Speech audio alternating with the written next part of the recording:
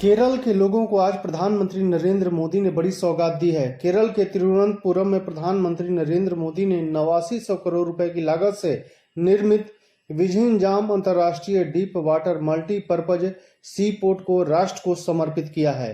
इस दौरान केरल के मुख्यमंत्री पिनाराई विजयन के अलावा मंच पर केरल के राज्यपाल, केरल के मंत्री और कांग्रेस के वरिष्ठ नेता शशि थरूर भी मौजूद थे। प्रधानमंत्री नरेंद्र मोदी ने इशारों में कांग्रेस पर तंज कसते हुए कहा कि मंच पर शशि थरूर भी बैठे हैं। आज का ये इवेंट कई लोगों की नींद उड़ा देगा। जहां पहुंचनी चाहिए ये बात पहुंच भी गई होगी।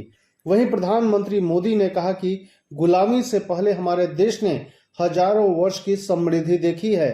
इस समय ग्लोबल जीडीपी में मेजर शेयर भारत का हुआ करता था। उस दौर में हमें जो चीज दूसरे देशों से अलग बनाती थी वो थी समुद्री क्षमता, हमारी पोर्ट सिटी की आर्थिक गतिविधि।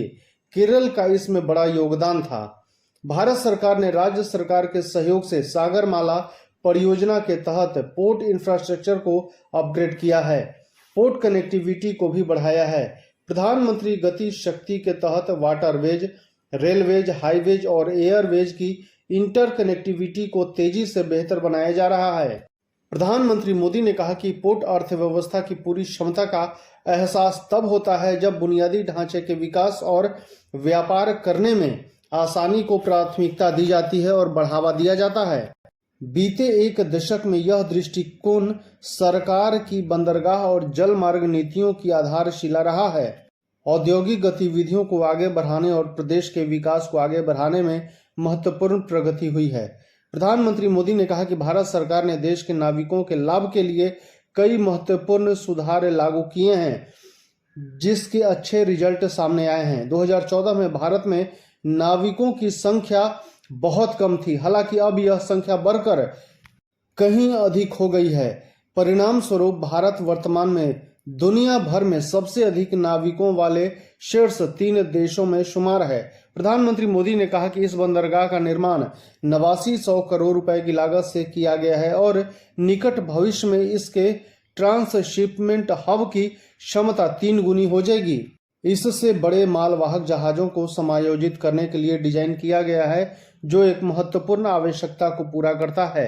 अब तक भारत की 75% ट्रांसशिपमेंट गतिविधियां विदेशी बंदरगाहों पर संचालित की जाती थी, जिसके चलते देश को राजस्व का बड़ा नुकसान होता था। हालांकि यह बदलने वाला है। पहले विदेश में खर्च किए जाने वाले धन को अब घरेलू विकास में लगाया जाएगा, जिससे विझिंजाम और केरल के लोगों के लिए नई आर्थिक अवसर पैदा होंगे, जिससे यह सुनिश्चित होगा कि देश की संपत्ति सीधे अपने नागरिकों को लाभान्वित करे। इससे पहले प्रधानमंत्री मोदी ने कार्यक्रम में बोलते हुए भगवान आदि शंकराचार्य को नमन किया। प्रधानमंत्री मोदी ने कहा कि आज भगवान आदि शंकराचार्य जी की जयंती है। 3 साल पहले सितंबर में मुझे उनके जन्मभूमि क्षेत्र में जाने का सौभाग्य मिला था। केरल से निकलकर देश के अलग अलग जगह में मठों की स्थापना करके आदि शंकराचार्य जी ने राष्ट्र की चेतना को जागृत किया। इस शुभ अवसर पर प्रधानमंत्री मोदी ने आदि शंकराचार्य को नमन किया। धन्यवाद।